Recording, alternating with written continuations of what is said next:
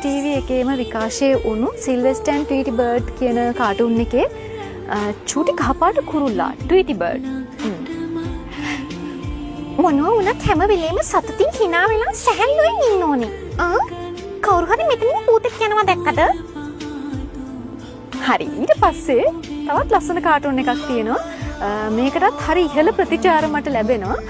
ඒ තමයි ගිරිපුර ඇත්තෝ කියන කාටුන් එකේ ඩොටි කියන චරිතය. නිල් පාට ලස්සන පොඩි ගෑනු කෙනෙක් ඉන්නේ අන්න එයා. ඉතින් එයාගේ ඩයලොග් එකක් තමයි මේ. විමලා අපි කරාටි ඉගෙන ගන්නවා කියලා බොරළටයි ගලේටයි කිව්වහම යාලා පුදුම වෙයිනේ. ඇයි ඉතින් අපි එහෙම දෙයක් කරයි කියලා යාලා හිතන්නේවත් නැහැනේ. හරි.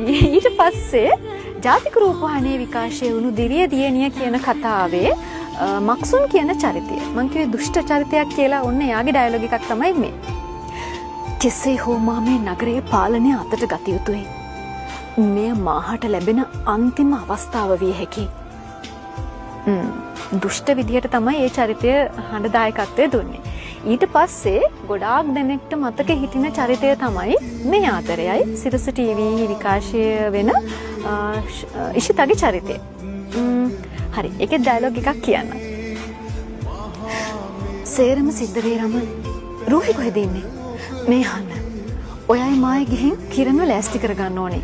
හැබැයි ගෙදරින් හැමෝම වෙලාවට එක් කරගෙන එන එක ඔයාගේ වගකීමක්.